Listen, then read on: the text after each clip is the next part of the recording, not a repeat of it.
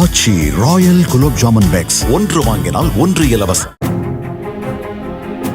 திண்டுக்கல் மாவட்டம் செந்துறையில் 1.5 கோடி ரூபாய் செலவில் கட்டப்பட்ட புதிய பேருந்து நிலையம் 10 ஆண்டுகளாகியும் திறக்கப்படாமல் உள்ளதால் இரவில் சமூக விரோதிகளின் கூடாரமாக மாறிவிட்டதாக கூறப்படுகிறது. சந்தை நடைபெறும் முக்கிய வணிக பகுதி வழியாகவே தற்போது பேருந்துகள் இயக்கப்பட்டு வருவதால் அதிக போக்குவரத்து நெரிசல் ஏற்படுவதாகவும் பொதுமக்கள் தெரிவித்துள்ளனர்.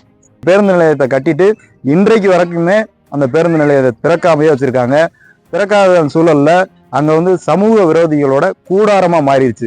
இது போக மட்டும் இல்லாம சரக்கு அடிக்கிறதுக்கு, சீட்டு விளையாடுறவங்களுக்கு அது கூடாரமாகவும், கிரிக்கெட் விளையாடுறதுக்கும், இது மட்டும் இல்லாம அங்க சுத்தி இருக்க கிராம மக்களுக்கு நெல்மணிகளை காயப்போடும் இடமா தான் இப்போ அந்த 1.5 கோடி ரூபாய் மதிப்பீட்டுல கட்டின அந்த பேருந்து நிலையம் இப்போதைக்கு அவங்களுக்கான பயன்பாட்டில் தான் இருக்கு.